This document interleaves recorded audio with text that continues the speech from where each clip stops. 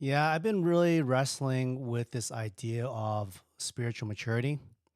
And, I've been going back and reminded of some of the desert fathers, the Catholic tradition. Actually, I'm really starting to appreciate Catholic tradition a lot. Just really about like some of the rituals and traditions they have there. Before I, as a evangelical Protestant, I was like, man, the Catholics got it all wrong. It's all about ritual. Right. But as you get older, you start realizing the meaning behind it, and you're like, you know what? I can really appreciate like liturgy and just the idea of the traditions and where it came from and the things behind it. So one of the examples is because the reason say this is because we talk about like the spiritual disciplines, the Robert Frost, the five spiritual disciplines, and trying to do prayer, meditation, all that. And those are good disciplines. And actually, there's so many more.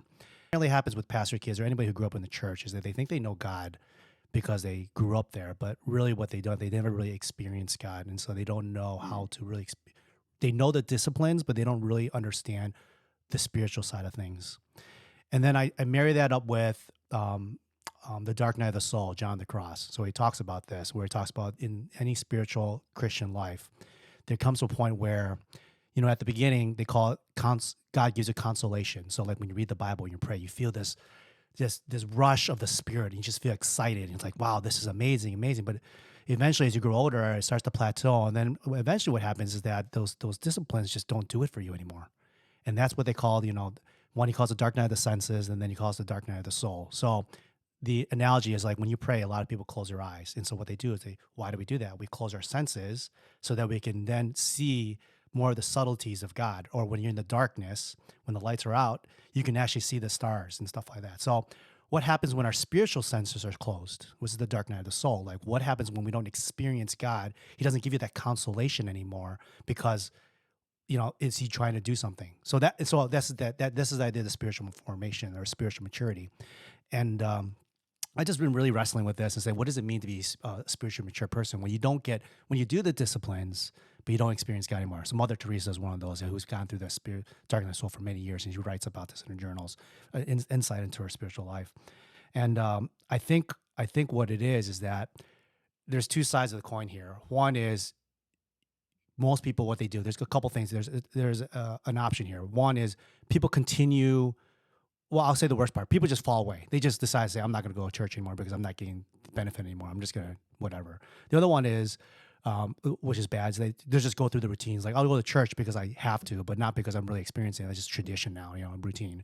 And the third one, which is kind of even worse, is that I'm going to work harder on the spiritual disciplines, but without the spirit. So it's like, I got to pray harder. I got to sacrifice more. I got to serve more, blah, blah, blah, because they want to get that same loving feeling that they had when they first experienced God.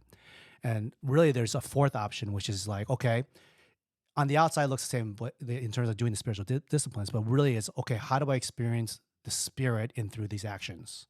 How do I experience God and like allow Him to allow myself to surrender?